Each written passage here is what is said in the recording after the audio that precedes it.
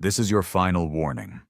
Earth's aggressive behavior, refusal to comply with Council regulations, and continued militarization of forbidden technologies shall not be tolerated. Submit to inspection or face consequences. No name, no warmth, just a cold demand, spit through perfect alien mouths that had never seen a real war, not in generations. For a week, Earth said nothing. The United Terran Directorate held meetings in shadows. News outlets screamed about peace, about diplomacy, about compliance. But the silence from the Directorate said more than words ever could. Then, on the 8th day, Earth responded.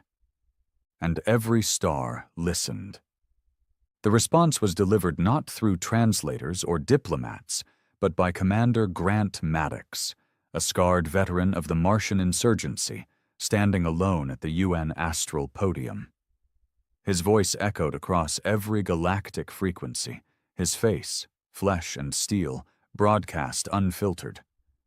He didn't read from a script. We received your warning. Here's ours. We don't kneel, we don't forget, and we don't forgive threats. He leaned closer to the mic, steel-gray eyes locking with a dozen alien species watching from across the void. From this moment, Earth considers your transmission an act of hostility. You want compliance? Try taking it. He paused, the silence heavy. This is a declaration of war.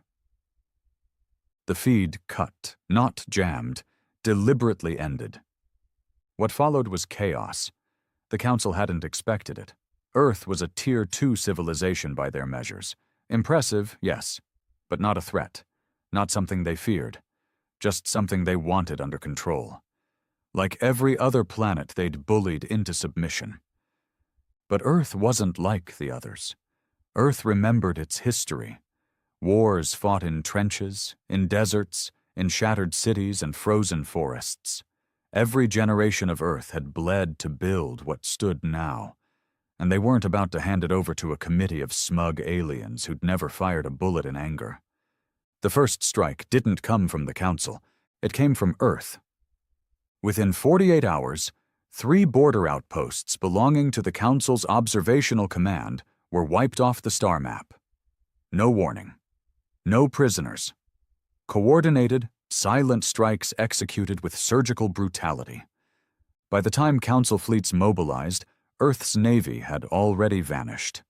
Ghost ships, cloaked drones, war platforms launched from the Kuiper Belt, scattering into deep space. Earth didn't fight like they expected. There were no grand confrontations, no heroic speeches on the bridge. There was only sabotage, subversion, annihilation. And at the center of it all, Commander Maddox, now Supreme Commander, directed the chaos from the UNS Hellstorm, the most powerful dreadnought Earth had ever built. And the Council knew his name. They called him the Butcher of Titan, though no human had ever confirmed what had happened there.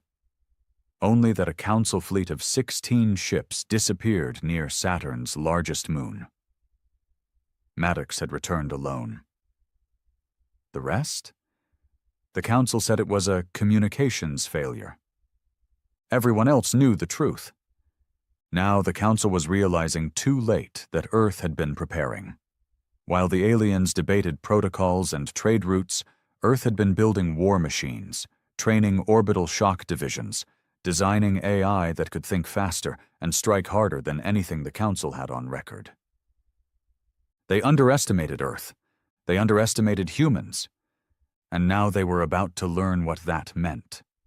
Maddox stood in the war room, arms crossed, jaw tight. The hologram showed Council Fleet Alpha advancing on the Vega line, 12 battlecruisers, 6 destroyers, and a diplomatic escort. "They're bringing ambassadors into a combat zone?" his second-in-command, Harper, asked, scoffing. "Do they think we'll hold back because of that?" Maddox didn't answer. He just stared at the display, jaw grinding slowly. Then he turned, voice cold. "I want their comms jammed. Target their escort ship first, then burn the rest." "But sir..." They sent a threat, Maddox said, voice low. We reply with fire. Outside, in the cold silence of space, Earth's retribution waited like a coiled serpent, and the stars were about to bleed. The UNS Hellstorm moved through the black like a predator, its hull cloaked in advanced magnetic distortion fields, impossible to lock onto by standard galactic sensors. Its engines, near silent in vacuum, made no sound, just cold momentum. Commander Maddox stood at the helm, staring through the reinforced glass at the stars beyond. He didn't speak. He didn't blink much either. His hands, scarred from an explosion in the Martian mines 20 years ago, flexed behind his back. The war was no longer coming. It had already begun. Behind him, the command deck buzzed with quiet intensity. Officers moved fast, but not panicked. They knew what was expected. They'd trained for it. Earth didn't hand out command posts like candy. Every man and woman on the Hellstorm had earned their place with blood, sweat, and decisions that would haunt most people for a lifetime. Sir, Harper called from the console bank. Intercept confirmed. Council Fleet Alpha is 27 minutes out. They're broadcasting again. Let's hear it, Maddox said without turning. The speakers crackled, and then a smooth, rehearsed alien voice filled the bridge. One of the Council's many representatives, this one from the Sereni, a 6-limbed species with translucent skin and an obsession with hierarchy. This is Fleet Alpha, speaking under authority of the Galactic Council. Earth warship Hellstorm, you are ordered to power down weapons and surrender for questioning. Your aggression has been noted and documented. Continued resistance will result in punitive action. The message ended. No emotion, just the same tone they used when scolding lower species for not paying tribute. They didn't understand yet. Send a reply, Maddox said. Yes, sir. What should I transmit? Nothing. Harper looked up. Sir? Maddox turned finally, his face stone. They want a reply. They'll get one in 27 minutes. Not before. He stepped down from the platform, coat flaring behind him, and entered the tactical bay where 24 strike captains stood waiting. These were men who'd commanded orbital assaults, launched deep space kill missions, led suicide squads, and walked away breathing. Some wore medals, some wore burns. None smiled. We're not here to negotiate, Maddox began, voice low and even. We're not here to show restraint. The Council made their position clear. They want Earth broken, submissive. They want us brought to heel like every other world they've stripped and sterilized. He paused, eyes scanning the room. Too bad they knocked on the wrong door. There were no cheers, just silent nods, clenched jaws, and the faint crack of someone squeezing their gloves tight. The Vega line is where we draw the boundary, Maddox continued. This is where we remind the galaxy what Earth is, not a planet of politicians, not a race of thinkers who bend. We are survivors, fighters, builders of destruction when provoked. He gestured to the holomap flickering beside them. Their fleet's faster, bigger, cleaner, but they've never fought us, not really. They've never seen what humans do when cornered. His eyes darkened. They'll learn.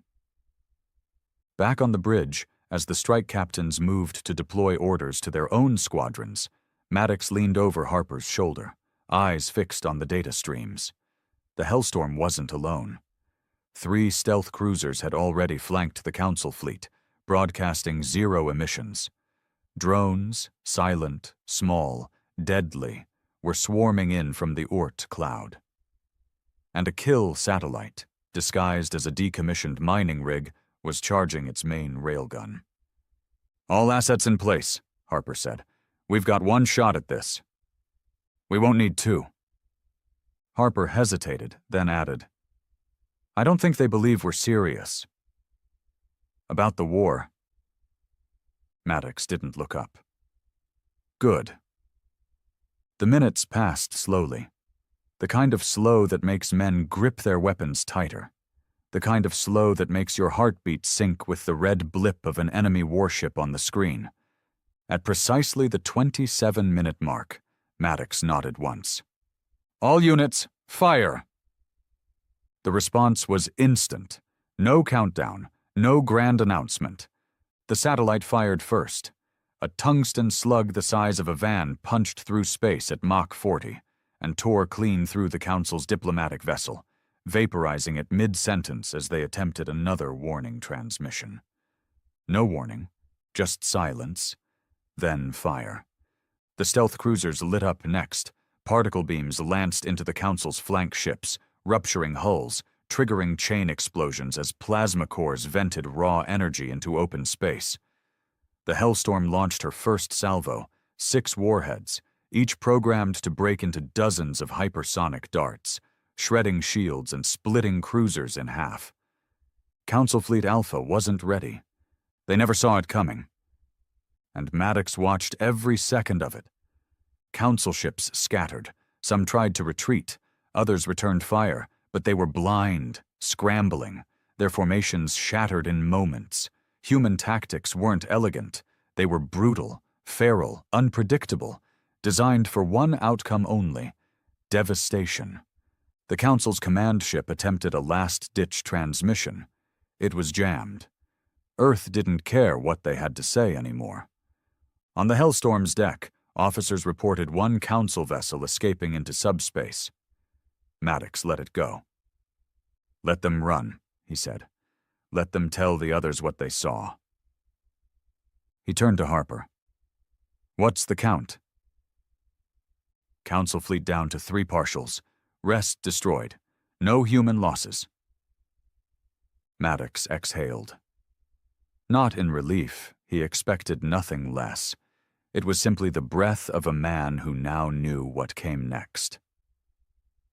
"They'll come harder next time," Harper said. "Bigger fleets. Full-scale war."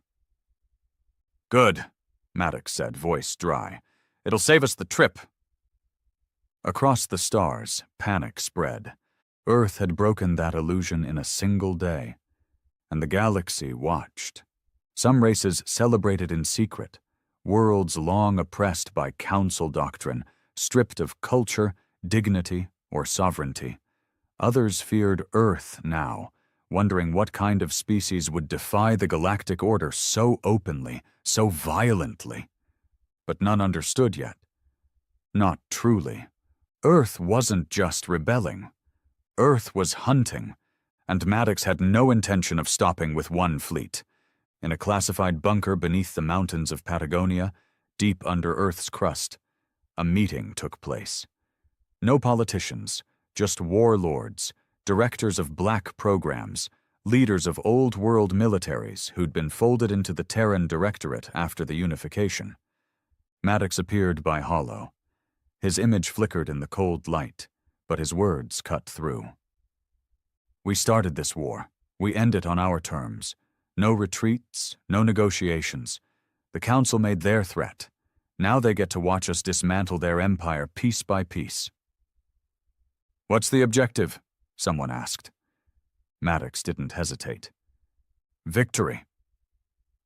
There was no need to explain what that meant.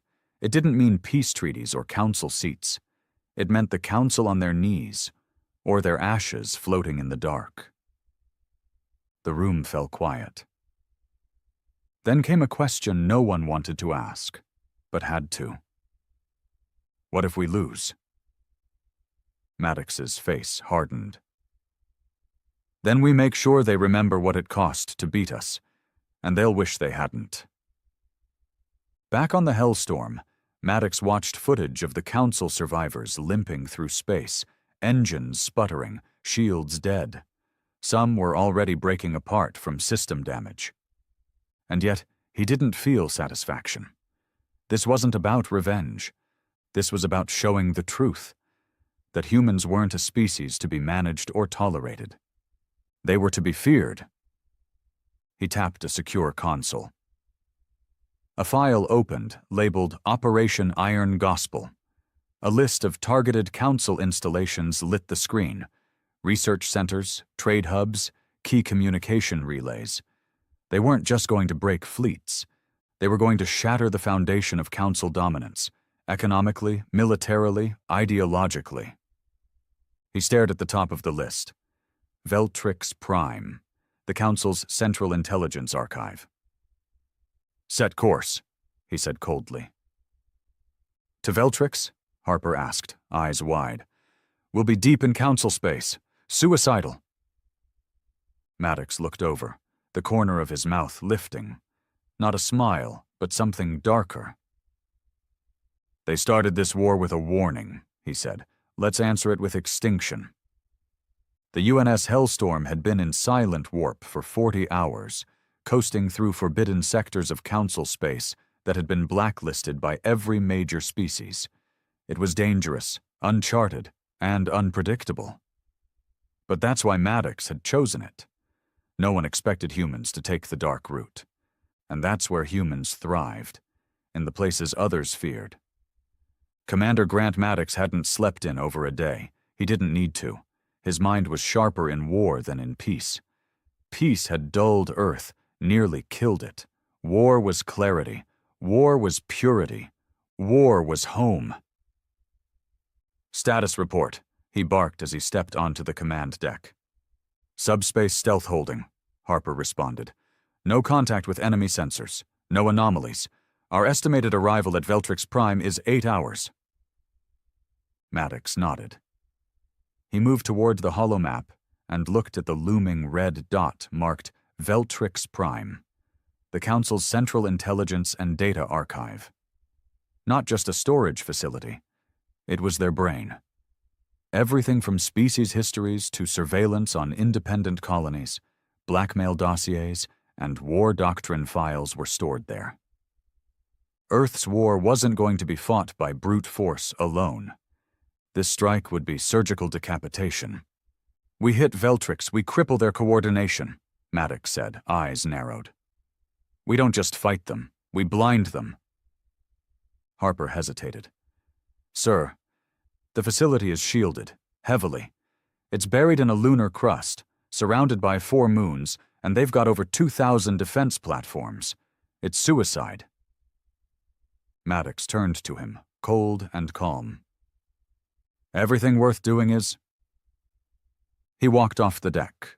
No speeches, no prep rallies, just the silent pressure of knowing what had to be done. And doing it.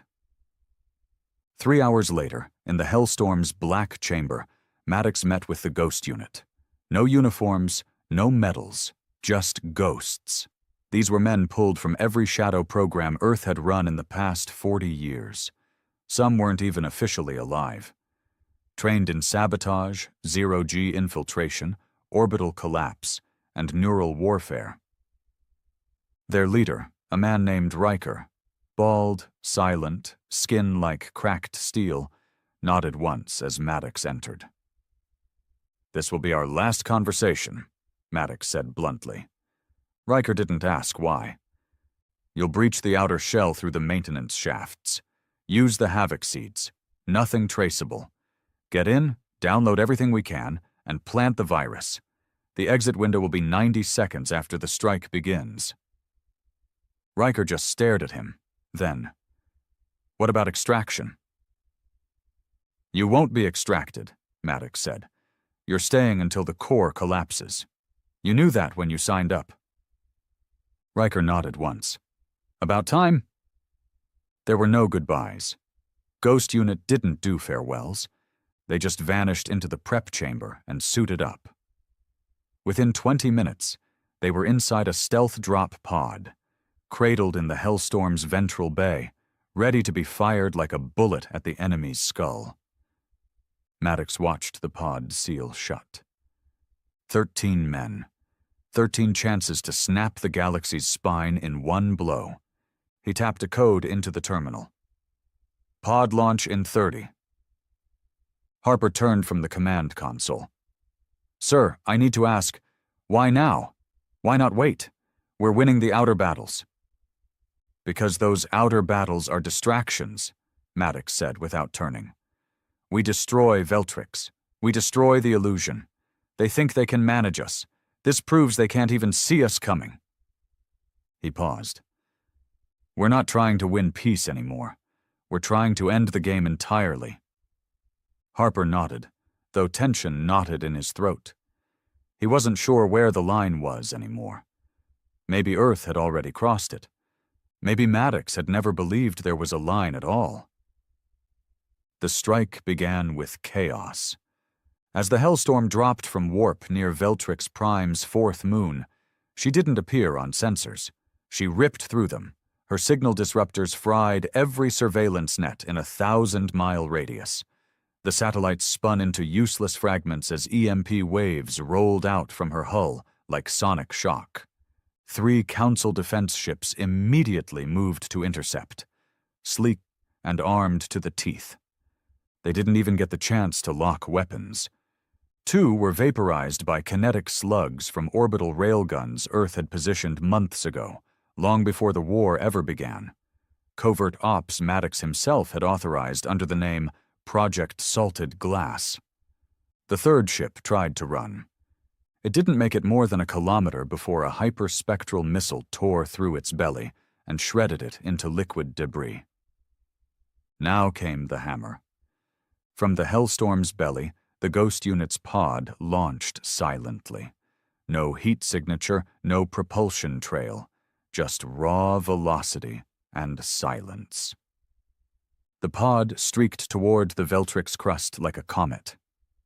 Inside, the team sat wordless, breathing steady, weapons loaded, eyes forward. They didn't need pep talks. They'd all accepted one truth. They weren't making it home. Back on the Hellstorm, Harper watched the feed go dark. "Signal lost," he muttered. "Pod has breached crust, jammed beyond that point." Maddox stood silent. For a moment, the war paused, like even the universe was holding its breath. Inside Veltrix, alarms rang. The Council's inner security was in chaos. Their systems, designed for diplomacy, control, long-term strategy, weren't built for this kind of sudden, savage assault. When the Ghost Unit emerged from the shaft tunnels, they were already inside Level 3, deep in the archival stacks. The guards didn't stand a chance. The ghosts moved like shadows. No noise. No warning. In 7 minutes, they'd reached the inner vaults. And as Riker plugged the seed into the core terminal, his eyes caught the footage. Thousands of files about Earth, its leaders, its people, its psychology, its weaknesses. Everything the Council thought they understood. He smiled. "You don't know a damn thing," he muttered. Then he hit enter. The virus launched. Within seconds, the entire data hive started to collapse. First slowly, files corrupted, terminals crashing, then violently. The AI safeguarding the vaults triggered a failsafe, believing they were under a neural intrusion.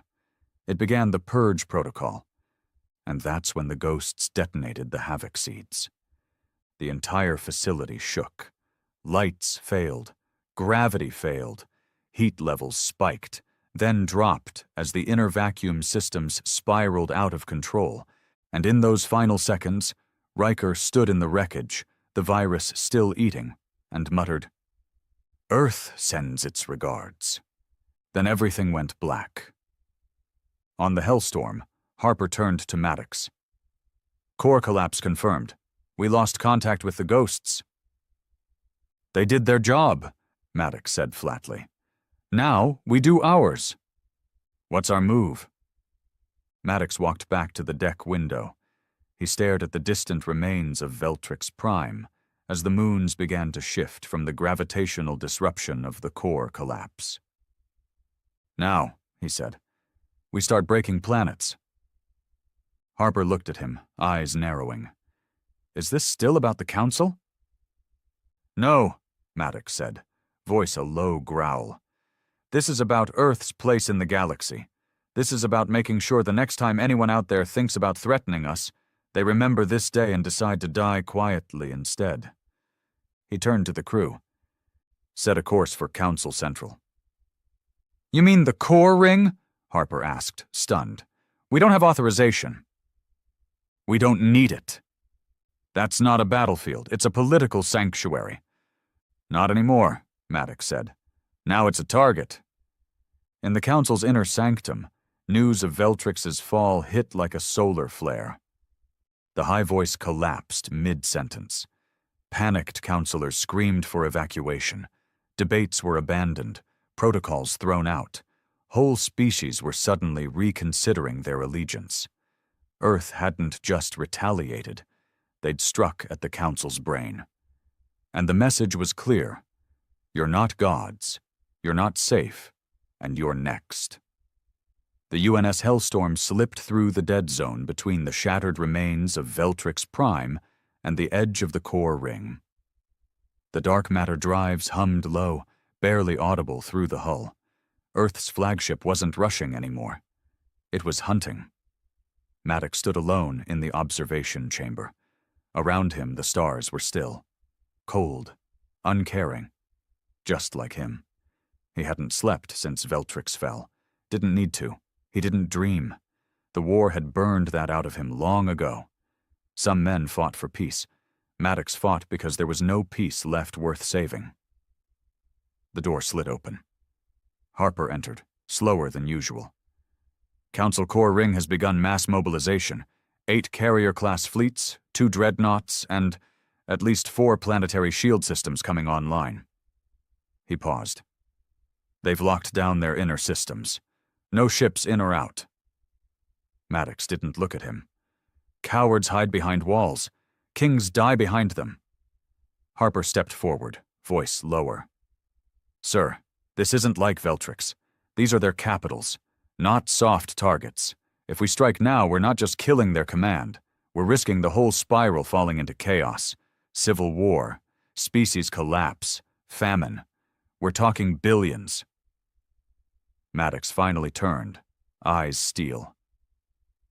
They declared war on us when they sent that transmission. They made their choice. We're not here to babysit the galaxy. We're here to win. Harper held his ground. And if we win this way, what kind of future are we leaving behind? Maddox stared at him for a long moment. Not with anger, with something colder. The kind where Earth doesn't get threatened again. Harper exhaled and stepped back. He understood now. Maddox wasn't aiming for justice anymore. He was aiming for dominance. 2 hours later, Earth's Joint Fleet rendezvoused at the edge of the Council Core Ring, a band of 8 capital planets forming the heart of galactic governance. In theory, the ring was a neutral zone, a sanctuary of reason.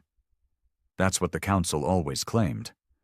But Earth had seen what lay behind the facade, oppression disguised as diplomacy, control masked as peacekeeping, and arrogance woven into every law they forced others to follow. The ring had always been untouchable. Now it was just next. The Hellstorm's war room lit up with red beacons. Surveillance drones deployed across the outer orbit had already begun mapping planetary defenses. The numbers weren't promising. Shield density is 3 times heavier than Veltrix, the data officer said. No gaps, no blind zones. Atmospheric autocannons online, and their gravity well displacers will block any direct orbital drops. Doesn't matter, Maddox replied. We're not dropping from orbit. The officers exchanged looks. He tapped a console. A schematic of a council trade lane, Route 9, appeared. It was a wormhole corridor used for trade vessels between the agricultural moons and the diplomatic cores. Send a subspace ping through Route 9. Make it look like a damaged freighter. Deploy 20 Hunter-class drones on standby. Harper raised a brow. You think they'll take the bait? I don't care, Maddox said, as long as one of them opens the door. 6 hours later, the door opened. A Council scout vessel exited the wormhole, expecting to find a crippled freighter. Instead, It was swallowed whole by hunter drones before its pilot even knew what hit him. No alarms, no warnings, just sharp metal, precise blades, and silence. The wormhole corridor remained open for 23 seconds before shutting again. And that was enough. In those 23 seconds, Maddox's elite strike unit passed through. The Wolves, a fleet of subspace jump corvettes, each one loaded with planet-breach torpedoes and silent assault teams. They weren't built to conquer. They were built to decapitate. Their mission? Hit the Council's capital planet, Areridex, kill communications, cripple its shield matrix, and if possible, take out the Triumvirate. Areridex wasn't just a capital, it was the capital. Every law the galaxy followed had been signed inside its ivory halls. Every war, every embargo, every sanctioned purge of a rebellious colony. Areridex approved it all. The Wolves broke through its upper orbit like ghosts. Fast, clean, undetected. They deployed torpedoes into the crust, deep, bunker-busting warheads designed to shake command centers and make panic feel like an earthquake. On the surface, Aridex's citizens screamed, but they didn't fight. They'd never been taught how. Back on the Hellstorm, Harper stared at the live feeds coming in. They're not resisting. The civilians, they're evacuating, not defending. This isn't a battle, it's an execution. Maddox stepped beside him. Then let them run. You're going to flatten Areridex? Maddox didn't blink. I'm going to leave it as a message. He activated the Warpath command. 3 orbital railguns charged in sequence. Nuclear-tipped kinetic rods the length of skyscrapers, were aimed not at military bases but monuments. He was targeting symbols, the halls of order, the treaty bridge, the beacon tower, places that had stood for thousands of years, places that said, "The Council rules here." Maddox sent them to hell in 7 seconds. From orbit, it looked like a meteor storm. Light, fire, dust. And when the smoke cleared, Areridex didn't look like a capital anymore. It looked like another fallen world. Across the galaxy, Council systems spiraled into chaos. Delegations vanished. Allied species broke treaties. Entire militaries refused to deploy.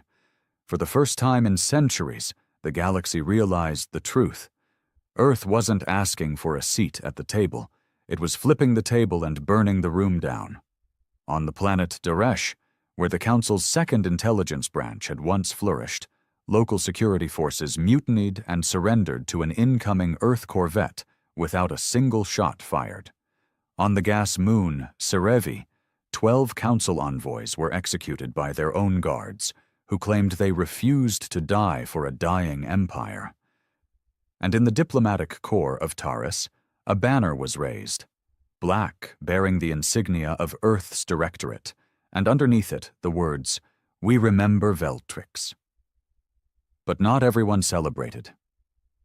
Back on Earth, deep inside the Terran Directorate command bunker in Alaska, not all voices agreed with Maddox's firestorm strategy. Not all leaders wanted total war. Admiral Creed, a war-hardened strategist and old rival of Maddox, sat in the cold room with 3 others, eyes fixed on the data pouring in. "He's winning," one of them whispered. "No," Creed growled. "He's destroying." They all fell silent. Creed leaned forward, staring at a still image of Aridex's destruction.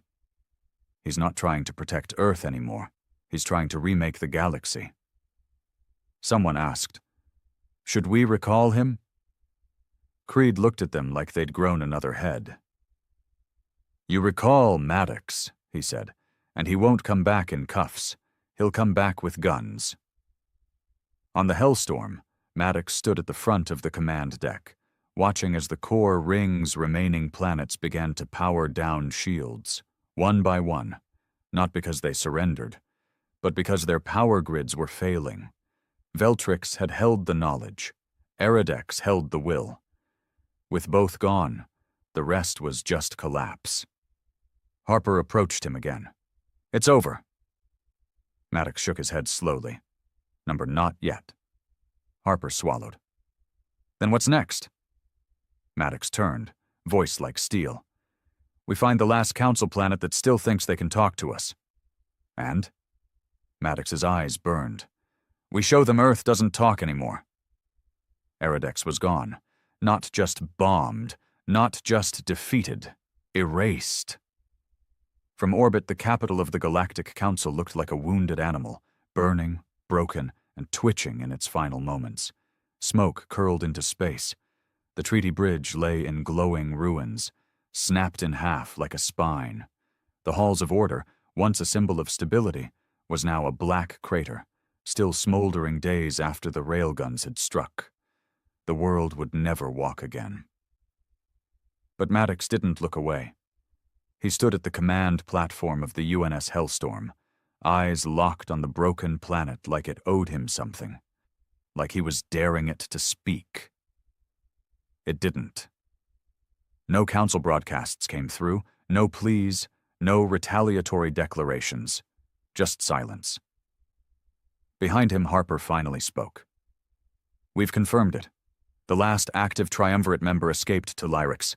They're calling an emergency summit of the remaining allied species. What's left of them?"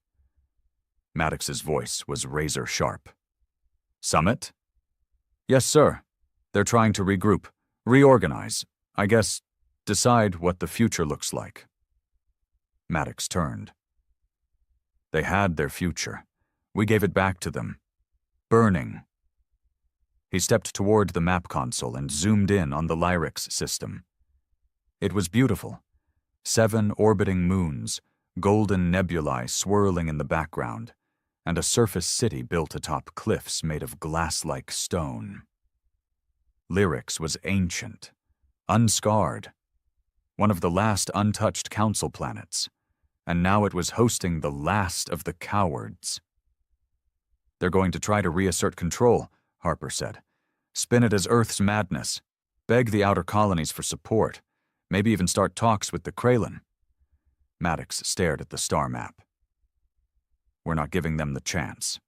He tapped the console. "Plot a course to Lyrix." Down on Earth, things were different. In Alaska's Directorate Command bunker, the tremors from Maddox's campaign were finally catching up. Reports of mass surrenders were flooding in. Yes, but so were the darker ones. Human officers in council territories executing local officials without trial. Strike teams bombing historical archives. Civilian casualties, millions, in regions that had no military presence. Maddox's war wasn't precision anymore. It was purge. Admiral Creed stared at the table's holomap as another report came in from Derish. A council city wiped out by atmospheric collapse, courtesy of Earth's orbital weather disruptors. He slammed a fist down. "This isn't strategy," he growled. "This is revenge." "It's working," a younger officer muttered from the corner. Creed turned on him. "Is that the standard now? As long as it works?" The room was quiet. Then Creed stood. "Send the order. Lock access to Directorate Command." The others looked up, surprised. "You're going to move against Maddox?" one asked.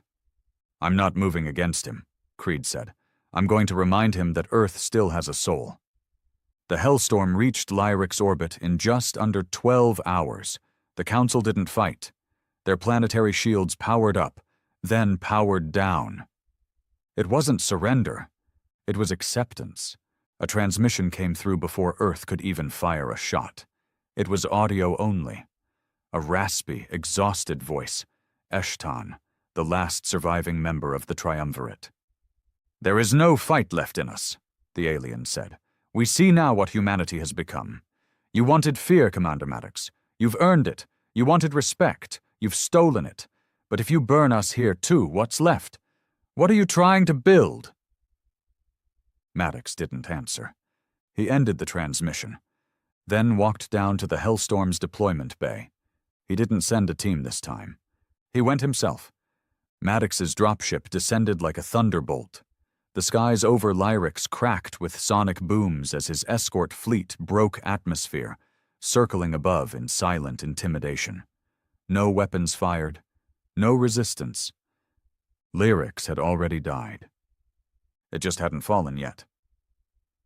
When Maddox stepped onto the marble platform of the summit hall, the air was thick with tension. Alien leaders from a dozen species stood in robes, shaking in silence. Some tried to look dignified, others didn't bother. The smell of fear was universal. Eschaton stood at the center, his once proud frame now hunched, his ceremonial robes torn and frayed. He raised his trembling hands. "What now, human?" Maddox didn't blink. He walked straight up to him and said nothing. Instead, he reached into his coat and placed a data spike on the podium. "This," he said, voice steady, "is a list of every council atrocity Earth has documented over the past century. Forced famines, sterilization policies, black site erasures, genetic tampering, cultural annihilation." The room was still. "You'll transmit this to every system under council influence," Maddox continued. "You'll confess, publicly, under our banner. Every word I recorded will be spoken by your mouth." Eschaton whispered, "They'll tear us apart." "They should." "And if I refuse?" Maddox's eyes didn't flinch. "Then I flatten Lyrix while you're still speaking." Eschaton stared at him, eyes wet with terror. But he knew. Everyone did. This was the price of survival now. Not alliance, not loyalty, not peace. Obedience. The data spike was accepted. Transmission began. Across the galaxy, holoscreens lit up with the Council's own face reading a confession of sins so horrifying, entire colonies rebelled overnight. Old flags were torn down, new banners raised. Earth's banner. The Directorate's black insignia. Maddox didn't smile. He didn't feel pride. This wasn't about pride. It was about control. Hours later, as he stood aboard the Hellstorm once again, looking down at Lyrix, Harper approached. "You did it," he said quietly. "You broke them." Maddox was silent for a moment. Then, "They were already broken. I just removed the lie." Harper nodded slowly. "So, what now?" Maddox didn't answer. Then came the signal. A transmission from Earth, encrypted, top-level clearance. Harper pulled it up. His eyes widened. "It's from Admiral Creed." Maddox turned. "He's locking the Directorate command. He's calling for emergency review. He's accusing you of overreach, of violating Article 9. He's ordering your recall." The deck fell quiet. Maddox said nothing for several seconds. Then, calmly, "Prepare the fleet for return to Earth." Harper looked stunned. "You're going back?" "Of course," Maddox said. "If Creed wants to talk, we'll talk." But something in Maddox's voice didn't sound like he was preparing for peace. And Harper knew it. Earth wasn't just coming back victorious. It was coming home with blood still on its boots. The UNS Hellstorm entered Earth's atmosphere under blackout protocol. No escort, no lights, no public arrival. Not a single welcome transmission from Directorate Command. The silence was louder than any orbital cannon fire Maddox had faced. Inside the warship, the crew moved quieter now. Tension pressed down on every man on board. They'd seen what Commander Maddox had done to the galaxy, and now, they weren't sure what he'd do to Earth. Or worse, what Earth would do to him. Harper stood at the primary display, eyes locked on the string of warnings from Alaska. Command Center status: locked. All external access denied by Admiral Creed. Emergency Civilian Oversight Council activated. Recall order issued. Commander Grant Maddox. He turned to Maddox, who stood silent as ever at the helm. They've declared you rogue, Harper said, voice low. They're calling what happened on Areridex a war crime. Maddox didn't react. Harper pressed, They're preparing a tribunal. Admiral Creed is gathering the old council. They want you to step down, publicly. Submit to review.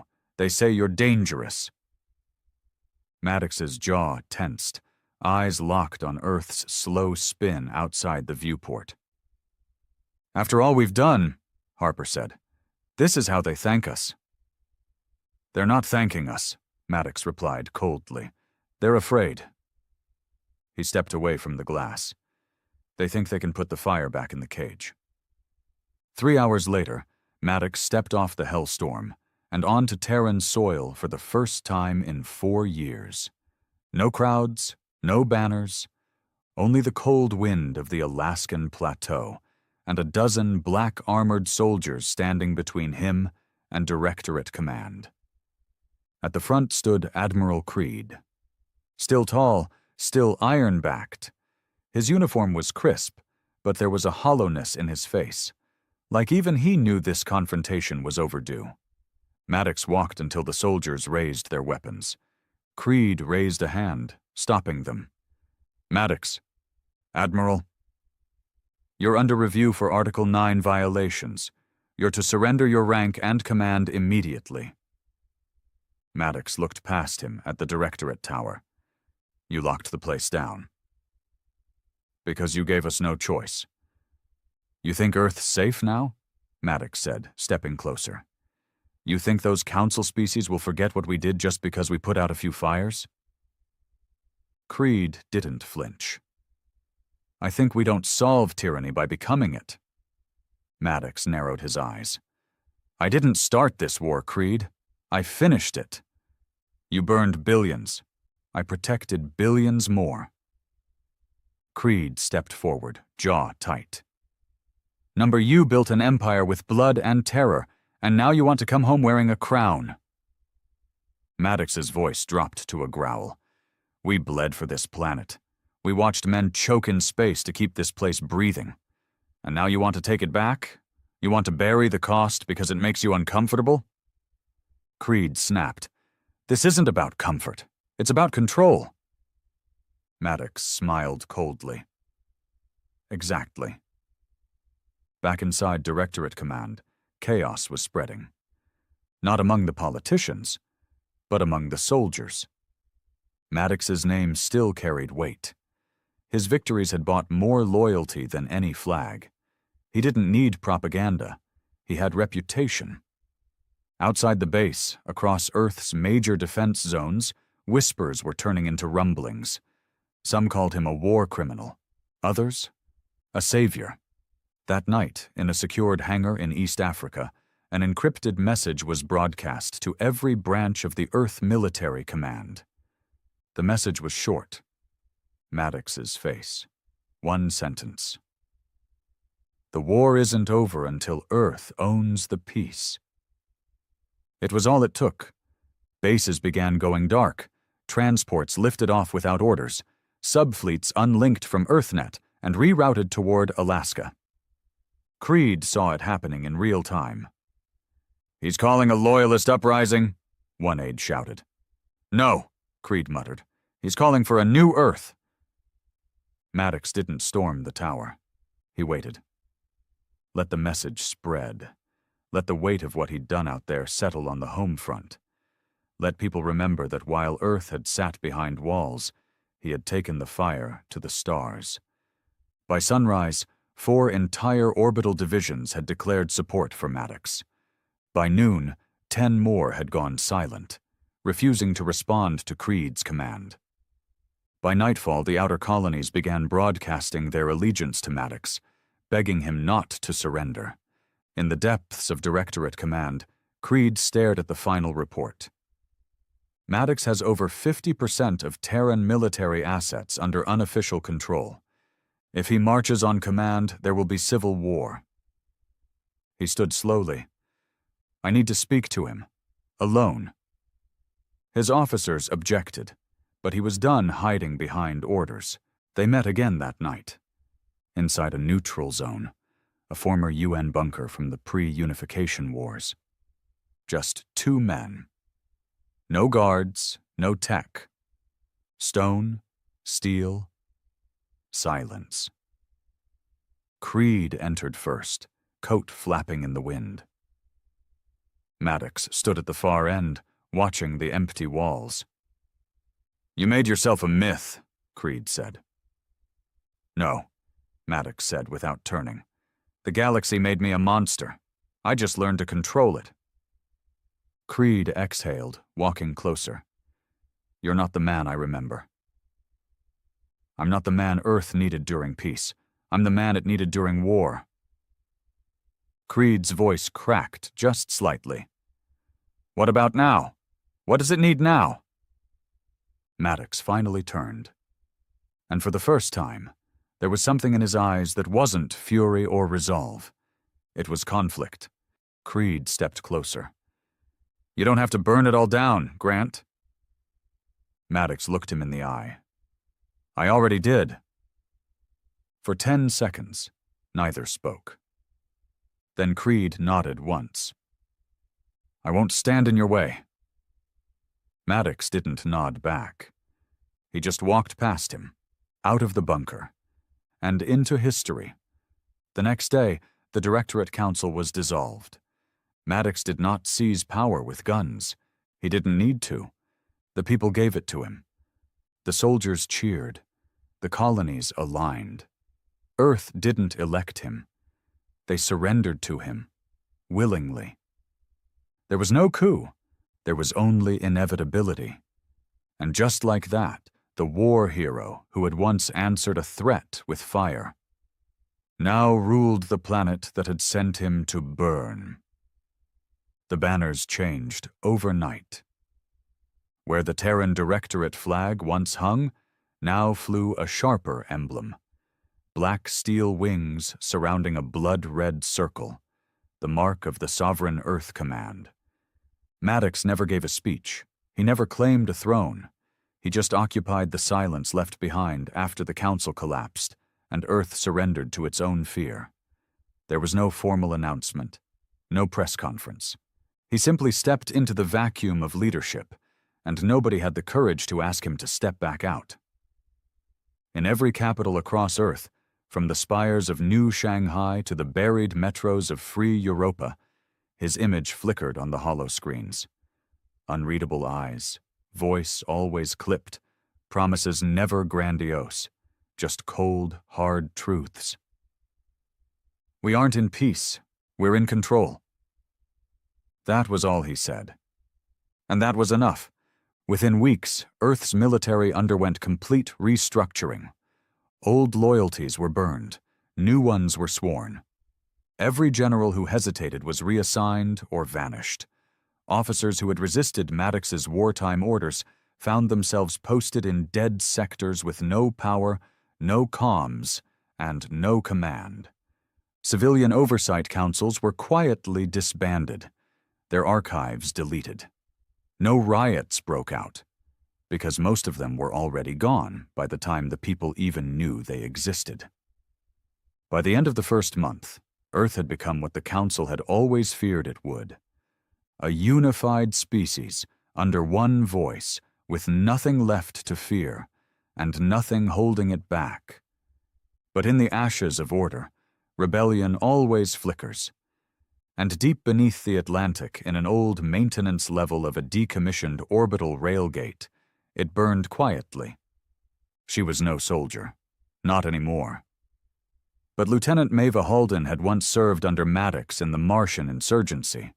She remembered him before the black coats and the red insignia, before the speeches and strikes. She remembered a man who fought for survival, not for domination. Now he sat on a throne of bones, and she wasn't going to let it stand. Around her, a group of dissidents, former officers, outlaw techs, a few hardened civilians, gathered over flickering terminals, parsing every detail of the Directorate's newest systems. New defense grids, civilian ID algorithms, drone patrol rotations. The Resistance didn't have ships. They didn't have armies.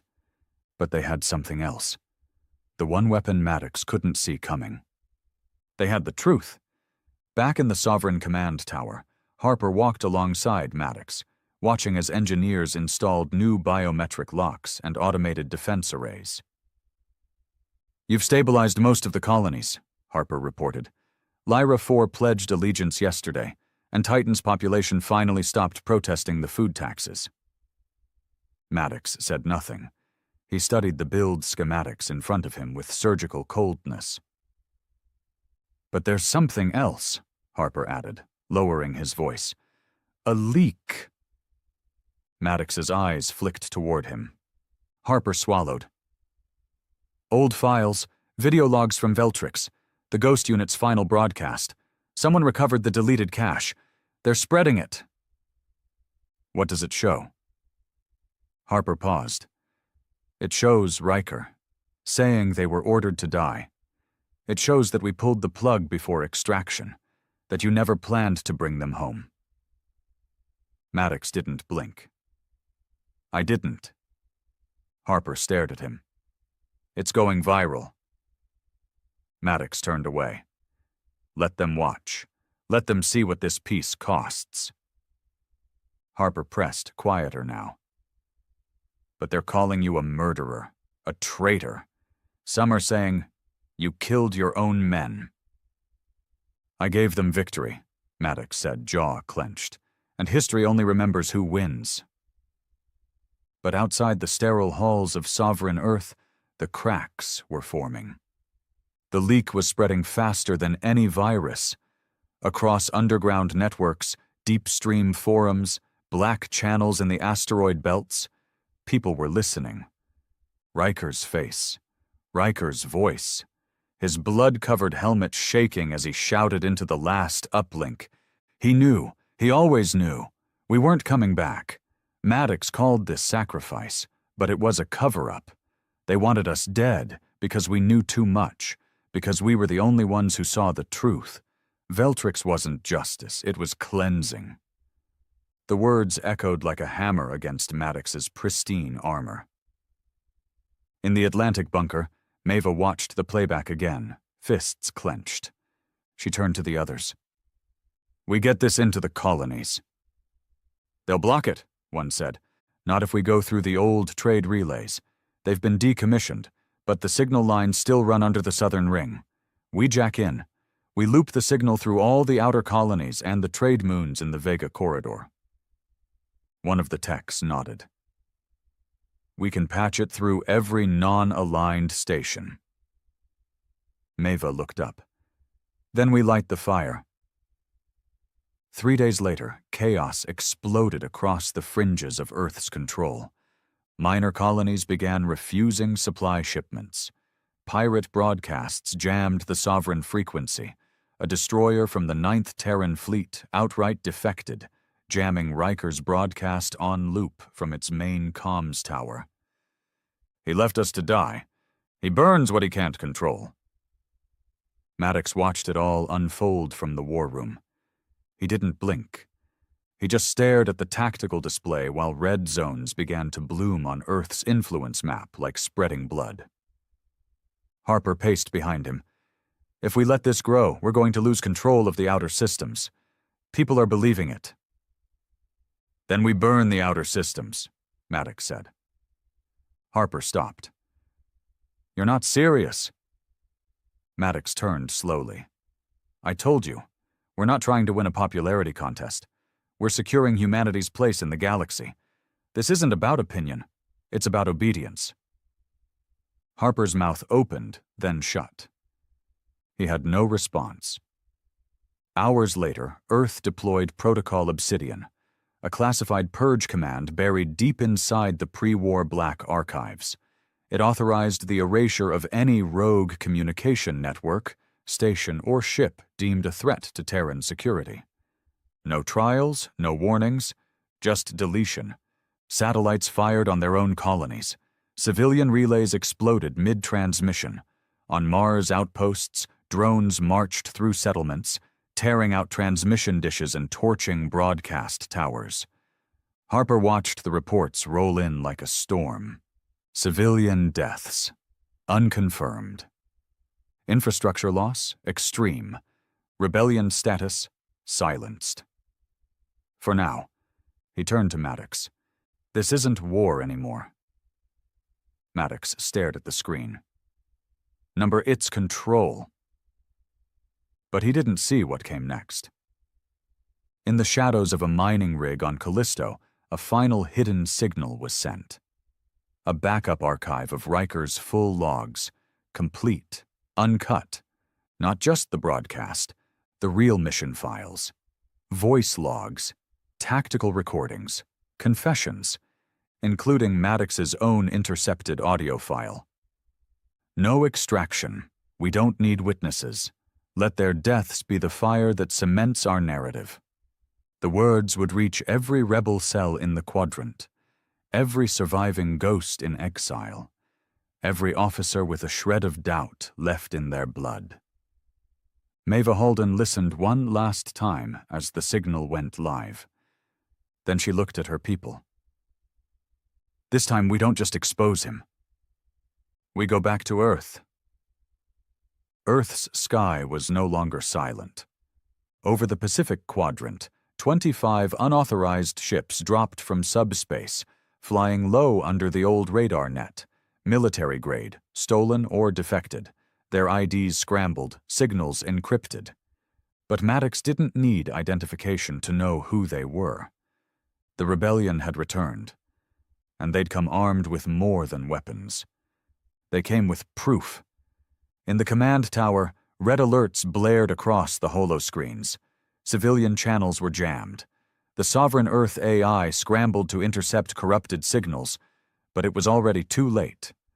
Every terminal, every wall screen, every personal wrist link in Earth's primary sectors suddenly lit up with a name the system didn't recognize. Riker's testimony, uncensored. Then it played.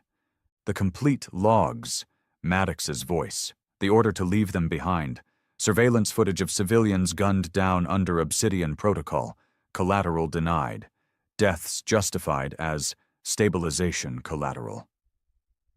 And then Riker's final words, whispered through blood and static. He doesn't serve Earth, he rules it. Within 10 minutes, 6 orbital defense stations powered down. 2 refused to fire on the incoming rebel fleet. On Europa, Terran forces mutinied and pledged allegiance to the uprising. Even some high command officers from within the Directorate vanished from their posts. Earth's armor didn't crack. It shattered. In the core of the Sovereign Command Tower, Harper stood in the war room, watching the chaos unfold. His hands were shaking. Maddox, you need to talk to them. The commander stood silent, staring at the fractured map. Rebellion symbols flared red across Earth and the outer colonies. His grip on power, the most brutal and absolute the planet had ever seen, was slipping. He turned slowly to Harper. Send the strike order. Harper's eyes widened. Strike who? Rebel fleet. Every ship over Earth's airspace. I don't care if they're broadcasting truth, lies, or peace proposals. Wipe them out. Harper didn't move. I said, no. The room froze. Maddox stepped closer. What did you say? Harper's voice was quiet, measured, but the fear was gone. I won't follow that order. You swore loyalty. I swore to defend Earth, not burn it just to keep you on a throne made of silence. Maddox's face twitched, just barely, a fracture in the stone. Then he spoke, quieter than ever. Then you've chosen your side. I have, Harper said, and I'm not alone. Outside, the UNS Hellstorm, still parked in low orbit, came alive. Not under Maddox's hand. Its captain, once a loyal student of Maddox's military doctrine, had received the full broadcast, the logs, the truth, the betrayal. He made the call himself. The flagship that had once led Earth's vengeance campaign began turning its guns toward Earth itself. A silent warning. Step down, or we finish this the hard way. In the Atlantic rebel ship, Nadir, Maeva Halden watched the signal lock as Earth's defense systems stuttered, then backed off. The mutiny had worked. She turned to her crew. We land now. They dropped into the no-fly zone above Alaska, bypassed outer defenses, and crashed into Sovereign Tower's perimeter in a thunderstorm of scorched metal and EMP flares. Doors blew open, rebels stormed in, but they didn't fire. They didn't need to. Half the Sovereign troops dropped their weapons when they saw who led the charge. The name on Maeva's chest plate. Halden. A name no one had spoken in 4 years. One Maddox had buried along with every other voice of dissent. Now it was marching through the front gates. Maddox watched from the tower's upper balcony as the perimeter collapsed. He didn't move. Didn't call for backup. Didn't shout orders. He knew it was over. He walked into the center of the command floor, staring at the holographic globe of Earth, his Earth, that now pulsed with flickering rebellion. Then the doors opened. Maeva stood at the threshold. She wasn't dressed like a soldier. No medals, no armor, just a dark coat, soaked in rain, and a glare that cut through the steel.